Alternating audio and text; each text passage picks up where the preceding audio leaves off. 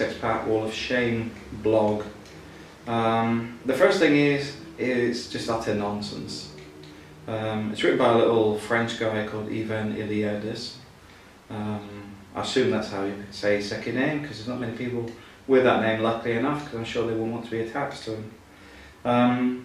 But he's just an internet troll, and all he does is hangs around on forums, complains when he gets banned because he'll write things, he'll start threads about prostitution, or is it okay to beat your wife, these sort of things that annoy not only expats but also the fact that administrators and owner of blogs, websites, whatever, just delete it. They don't want this nonsense on the site, because he's actually just looking to cause arguments between different people. Because he's not going to go there and defend. He's not going to defend being, against people that beat their wives. He's actually going to be there writing as if he beats his wife on a regular basis. He's just a nutcase. Now, when he gets banned from forums, because this is the primary motivation in all this, is he got banned from my forum because he was lying about things, and he was known to be lying about it. It wasn't a case of I assumed he lied. I knew he was lying. Told multiple times to keep things on tangent and not make things up. You know, because it's alright to have a debate, but when people start lying about things, especially when it's incriminating, it's not nice for anybody. And he was writing things about another expat that were actually false, and that's sort of where I started to unravel the fact that his Philippine SexPat Wall of Shame is completely fabricated. Because I spoke to the different people, because I went on his site and I go, okay, who are all these people? And I started emailing them. And then you start to see there's a pattern emerging. Brad Hughes was originally involved in Yahoo groups.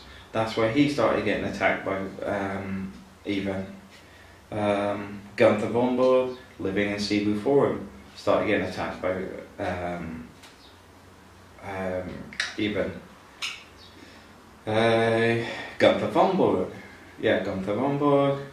Chris Bennett, living in Cebu Forum, and there's at least 20 people, and you find it's all really petty, childish stuff.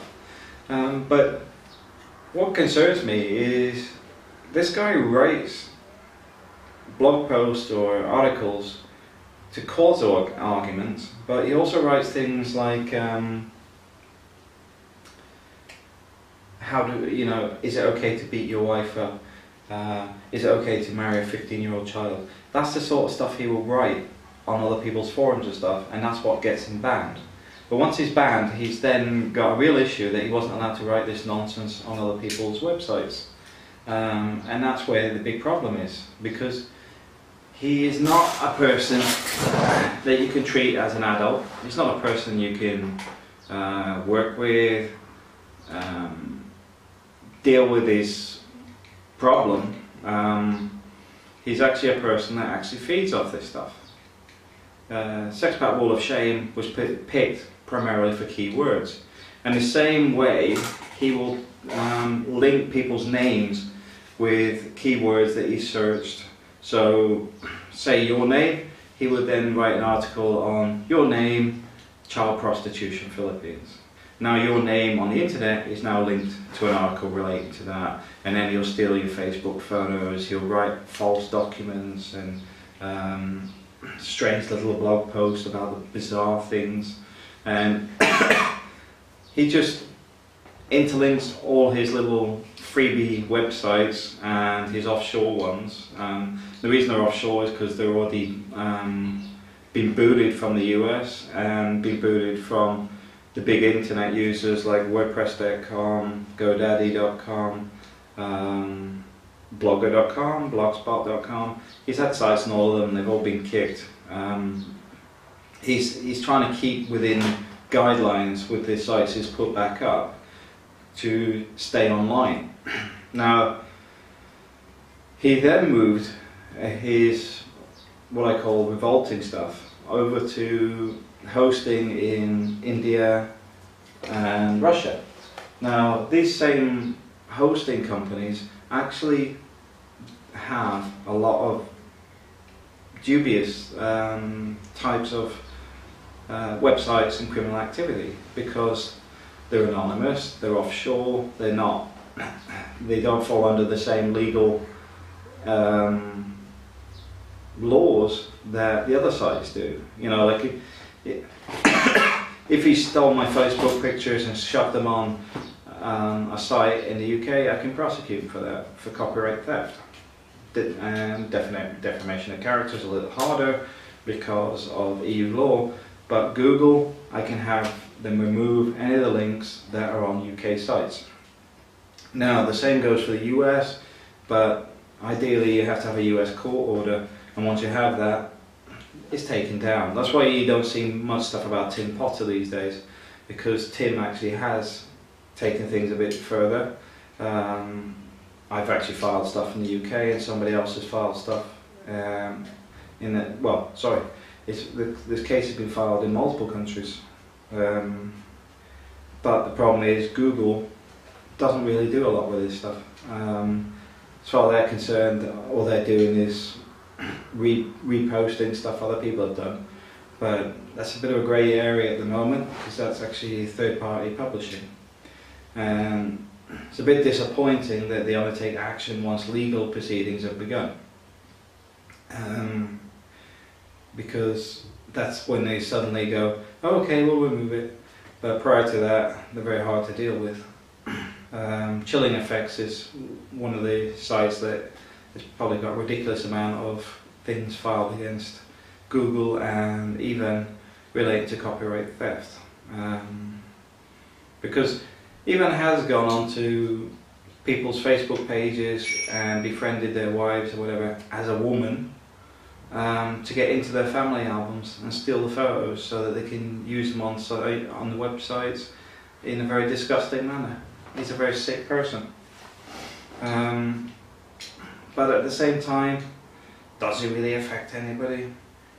To be honest, I don't think he does, not long term. Once you realise the guy's just an idiot, and what he does is just other expats, don't people take an interest in other expats. And I spent 7 years in the Philippines, so if an expat believes anything Evan writes, then they're obviously pretty stupid. Or they feed off it just as much as Evan does. They actually miss the point that it's a negative thing, but B, it has no value. The fact is, it's false. In a Philippine society, you can prosecute even for what he does. They take it very seriously in the Philippines. But I doubt the little guy will be going back to the Philippines anytime soon. But at the same time, do you want to prosecute somebody with mental health issues? For me, I'd rather just sit here in the sunshine and get on with my life doing things I enjoy doing. But I just thought I'd make this video because I know for a fact it's going to rank right next to these top rankings for Philippine SexPat Wall of Shame, but also it's the true version. I would say to anybody else getting this sort of harassment, do yourself a video. It only takes, well, this one, 10 minutes, and once it's online, it gets extremely good internet rankings, thanks to YouTube being owned by Google.